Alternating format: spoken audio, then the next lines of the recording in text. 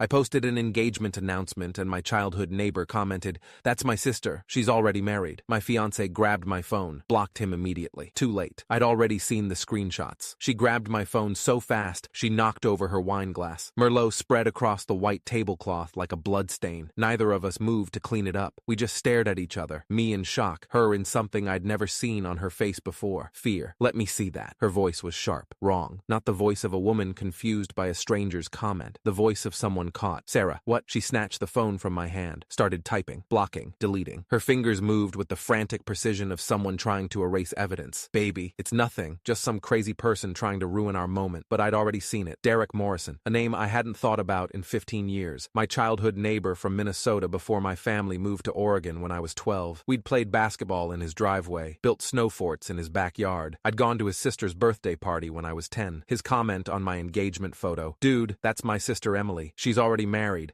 Call me ASAP." And before Sarah blocked him, before she deleted everything, I'd seen the notification preview of his follow-up comment. 3 screenshots, a wedding photo, a marriage certificate, a driver's license, all showing the woman sitting across from me. The woman I'd proposed to 6 hours ago. The woman whose real name apparently wasn't Sarah at all. Let me back up. My name is Marcus Chen, 31 years old, software engineer at a tech company in Portland. Normal life, normal job, normal everything. I met Sarah, or whoever she really was, 10 months ago at a coffee shop downtown. One of those meet-cute moments that feel too perfect to be real. Turns out, it was. She was sitting at the table next to mine, reading a book I'd just finished. Same obscure novel about a lighthouse keeper in Maine. I made a comment about the ending. She laughed. We talked for 3 hours. By the end of that first conversation, I was already falling. Sarah Thompson, 29 years old, graphic designer who worked remotely for clients across the country. Originally from California, she said. Moved to Portland 2 years ago for a fresh start after a bad breakup. She was beautiful, warm, funny. The kind of person who remembered small details and asked follow-up questions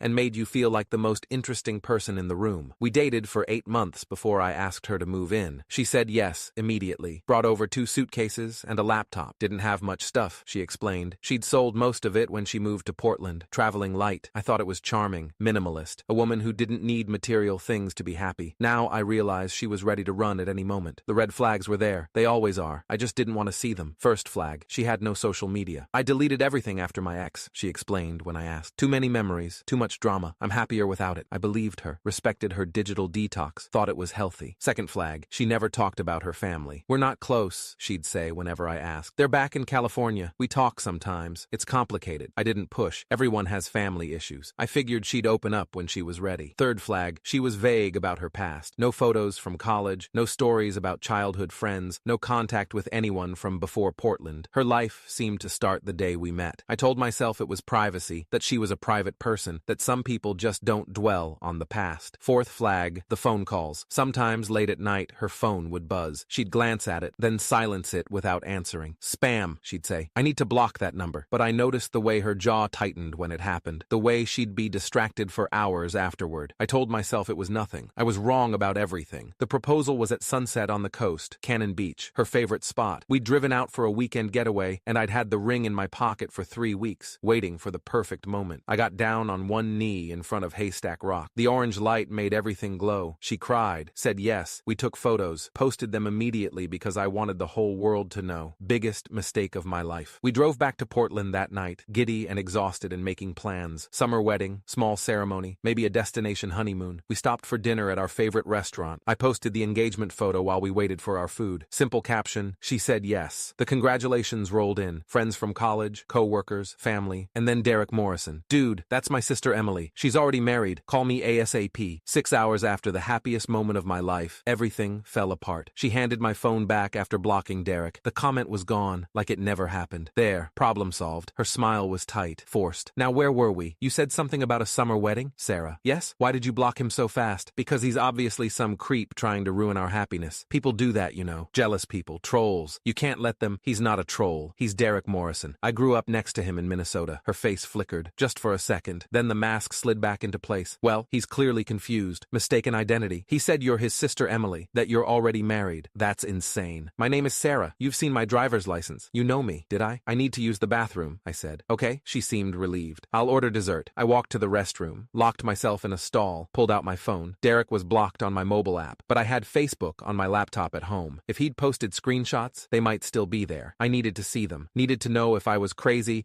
or if my entire relationship was built on lies. You okay in there? Sarah's voice outside the bathroom door. Yeah, just a minute. I flushed the toilet I hadn't used, washed my hands, looked at myself in the mirror. Please let this be a misunderstanding. Please let there be an explanation. Please let me not be engaged to a stranger. We drove home in near silence. Sarah filled the quiet with wedding chatter, venues, dresses, guest lists. I responded with single syllables, my mind racing. At home, I said I needed to check work emails. She said she was tired, going to bed early. I waited until I heard the bedroom door close. Then I opened my laptop. Derek's profile, his posts, the comment he'd left before Sarah blocked him. It was still there. Facebook hadn't removed it yet, and attached to it 3 images. I saved them immediately, downloaded them, emailed them to myself, took photos with my phone, made copies everywhere I could think of. Then I looked at what Derek had sent. First image, a wedding photo. Sarah, Emily, in a white dress, radiant, happy, standing next to a man I'd never seen before. Asian guy, tall, kind face. The caption read, Emily and James, June 14th, 2021, 3 years ago. Second image, a marriage certificate, state of Minnesota. Emily Marie Morrison, married to James Patrick Chen, same last name as me, different James. Third image, a driver's license, Minnesota. Emily Marie Morrison, date of birth, March 8th, 1995. Sarah's birthday was March 8th, 1995. She'd told me herself on our third date. I'd remembered it because it was the same day as my grandmother's birthday. We'd laughed about the coincidence. It wasn't a coincidence. It was the truth leaking through the lies. I searched Emily Morrison, Minnesota on Facebook. Nothing public. I tried Instagram. Found it immediately. Emily Chen. Bio. Wife, dog mom, Minneapolis life. Private account. But the profile photo was visible. It was her. Different hair. Shorter. Lighter. But the same face. The same smile. The same woman sleeping in my bedroom right now. I requested to follow the account. Knew it would probably alert her. Didn't care anymore. Then I messaged Derek. I need to know everything. Is she really your sister? His response came in 30 seconds. Yes. Emily is my sister. She's married to James Chen. They live in Minneapolis. What the hell is going on? She's in Portland. With me. She told me her name was Sarah Thompson.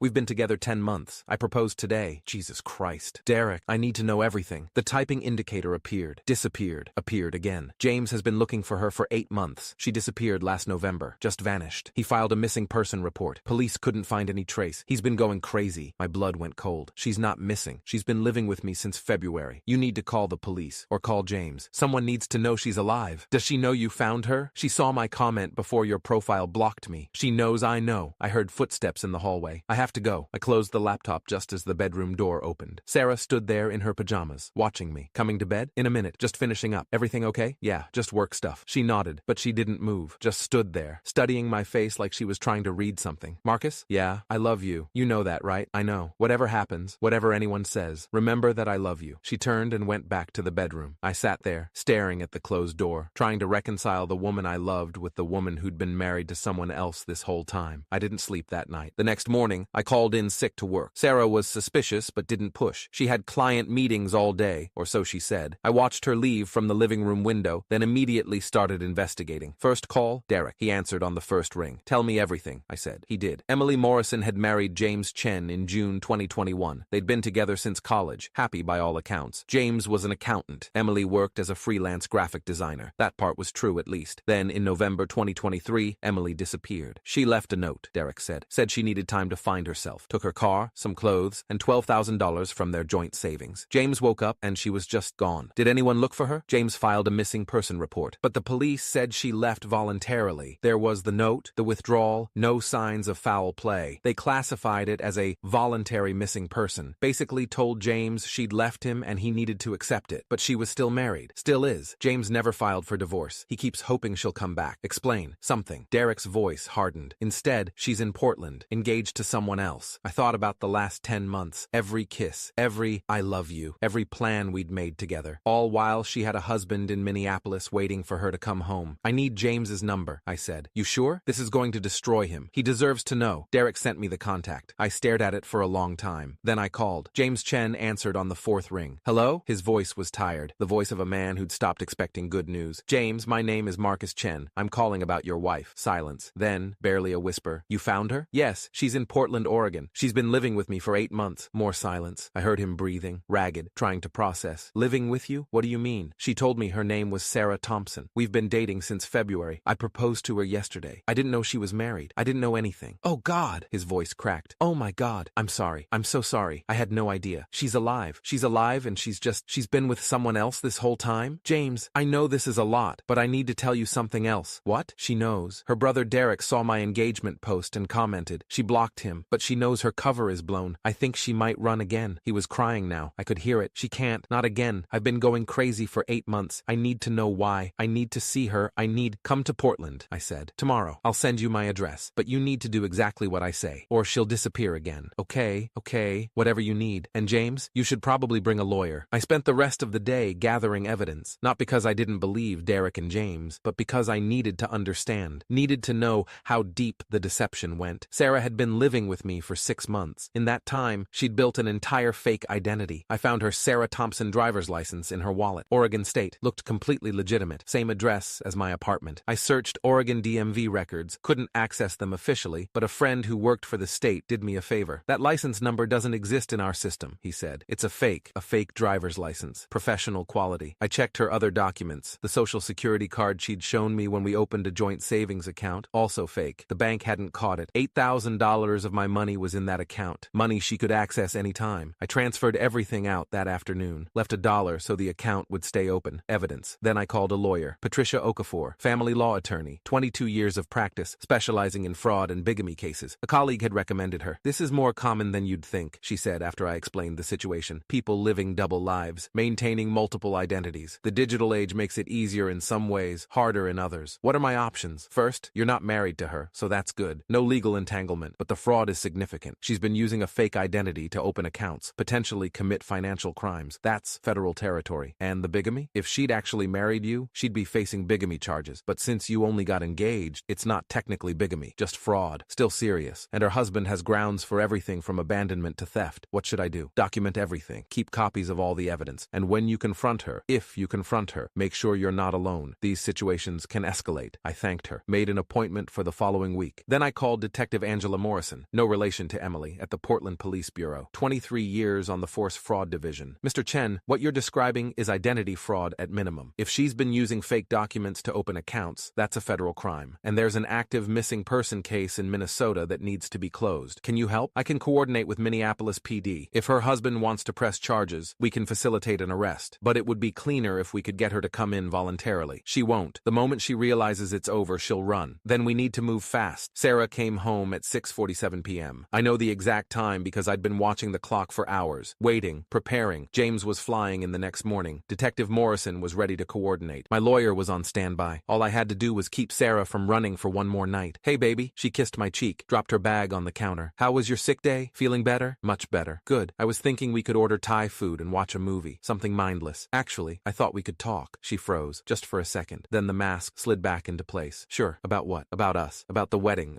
I paused. About your family. Her smile didn't waver, but her eyes changed. Went hard, calculating. What about my family? You never talk about them. I realized I don't even know your parents' names, or if you have siblings. I'm about to marry you, and I don't know anything about where you come from. She sat down across from me, folded her hands. I told you, we're not close. There's not much to tell. Everyone has a story, Sarah. I want to know yours. Why? Why now? Because of what Derek said. Her face went pale. I told you, that was a misunderstanding. I know, but it got me thinking. I don't have any photos of you from before we met. No old friends. No history. It's like you didn't exist before Portland. Some people don't have big pasts, Marcus. Some people just want to move forward. And some people are hiding things. Silence. Her mask was slipping. I could see it. The careful construction of Sarah Thompson starting to crack. What are you saying? I pulled out my phone. Opened the screenshots I'd saved. The wedding photo. The marriage certificate. The driver's license. I turned the screen toward her. I'm saying I need you to explain this. Emily. Her face went through 3 expressions in 2 seconds. Shock. Fear. Then something cold and calculating that I'd never seen before. Where did you get those? Derek. Before you deleted his comment. That's not... I can explain. Then explain. Please. Because right now I'm looking at proof that you're already married to a man named James Chen in Minnesota. That your real name is Emily Morrison. That everything you've told me for 10 months has been a lie. She stood up, backed away from the table. It's not what you think. Then what is it? I left him. James. I left because I wasn't happy. Because the marriage was suffocating me. I needed to start over. You needed to become a completely different person? Fake IDs? Fake name? Stealing $12,000 and disappearing? He would have found me. He was controlling. Obsessive. I had to completely cut ties or he'd never let me go. That's funny, because I talked to James this morning. He didn't sound controlling. He sounded like a man who's been destroyed for 8 months, wondering if his wife was dead. Her expression changed again. The mask fully gone now. You talked to him? He's flying here tomorrow. You called him? You brought him here? Her voice rose. Do you have any idea what you've done? I've done what any decent person would do. I told a man his missing wife is is alive and well and engaged to someone else. You don't understand. You don't know what he's really like. I know what you're really like. That's enough. She grabbed her bag from the counter, started toward the door. I'm not staying for this. I'm not going to be ambushed. The police know too. She stopped, hand on the doorknob. They're coordinating with Minneapolis. There's an active missing person case. Fraud charges pending. If you run now, you're running from federal investigators, not just a confused husband. She turned slowly. You're destroying my life. No, Emily, you destroyed your own life. I'm just the one who figured it out. She didn't run. I don't know if it was because she realized she couldn't escape or because she still thought she could talk her way out of it, but she stayed, slept in the guest room, barely spoke. In the morning, James arrived. I met him at the airport. He was younger than I expected, 32, clean cut, the kind of guy you'd trust with your taxes. He looked like he hadn't slept in months. Thank you, he said when he saw me, for calling, for telling me. I'm sorry you had to find out this way. I'm sorry she did this to you too. We drove back to my apartment in silence. Detective Morrison met us in the parking lot. She'd coordinated with Minneapolis. The missing person case would be officially closed. Fraud charges were still being prepared. Is she still inside? Morrison asked. As of an hour ago. Let's go. Emily was sitting on the couch when we walked in. She saw James and her face crumpled. Not guilt, not regret. Just the look of someone whose careful plan had finally fallen apart. Emily, James's voice was raw. 8 months. 8 months I've been looking for you. Thinking you were dead. Thinking something terrible had happened. And you were here, living with someone else. Planning another wedding. James, I'm sorry. Sorry? You're sorry? He was crying now. I loved you. I thought we had a life together and you just erased me. Like I never existed. It wasn't working. We weren't working. You needed to talk to me. To tell me. To give me a chance to understand. Not steal our money and vanish and let me think you were dead. Detective Morrison stepped forward. Mrs. Chen, I need you to come with me. There are questions we need answered and charges pending. Emily stood slowly, looked at me. I did love you, Marcus. That part was real. No, it wasn't. None of it was real. You're not even the person I thought I loved. I could have been. If this hadn't happened, I could have been Sarah forever. That's the problem, Emily. Sarah doesn't exist. She never did. They let her out. No handcuffs. Not yet. Just a firm hand on her arm and a detective on either side. James and I stood in my apartment, surrounded by the debris of my destroyed relationship. I'm sorry, he said again. Me too. What happens now? I don't know. Lawyers, police, paperwork. I looked around, and I guess I need to find a new place to live. This one has too many memories of someone who never existed. The legal proceedings took 6 months. Emily Marie Morrison Chen was charged with identity fraud, financial fraud, and theft. The fake IDs alone were federal crimes. Combined with the $12,000 she'd stolen from James and the $3,200 she'd managed to transfer from our joint account before I caught it, she was looking at serious time. She pleaded guilty to reduced charges, 2 years in federal prison, 5 years probation, full restitution. Her lawyer tried to argue extenuating circumstances, mental health struggles, feeling trapped in her marriage, needing to escape. The judge wasn't sympathetic. Mrs. Chen, you didn't escape a marriage. You abandoned one. And in the process, you defrauded multiple institutions, destroyed 2 men's trust, and committed numerous federal crimes. Your fresh start came at the expense of everyone else's reality. She was led away in handcuffs. I watched from the gallery. So did James. We'd become unlikely friends over the past months, bonded by the shared experience of loving someone who didn't exist. Feel any better? He asked as we left the courthouse. Not really. You? No, but at least it's over. He filed for divorce the next day. It was finalized in 3 months. It's been 2 years now. I moved to a new apartment. New city, actually. Seattle. Fresh start. The kind of fresh start you do honestly with your real name and your real history. I still think about her sometimes. Not Sarah. I know she was never real. But Emily, the woman beneath the mask. I wonder what made her think living a lie was better than facing the truth. What made her believe she could just erase her whole life and start over without consequences? I'll never know. She hasn't reached out. I don't want her to. What I do know is this. Trust is the foundation of everything. And once it's broken, it can never be fully rebuilt. Not with that person. Maybe not with anyone for a long time. I'm dating again. Slowly. Carefully. I ask more questions now. Verify more details. Some people think I'm paranoid. I think I'm just being careful. James remarried last spring. He sent me a photo. Him and his new wife. A woman he met through friends. Real name, real history, real person. Thank you, his message said, for telling me the truth. Even when it was the hardest thing you could have done, you gave me my life back. I gave him the truth. That's all. Sometimes that's enough.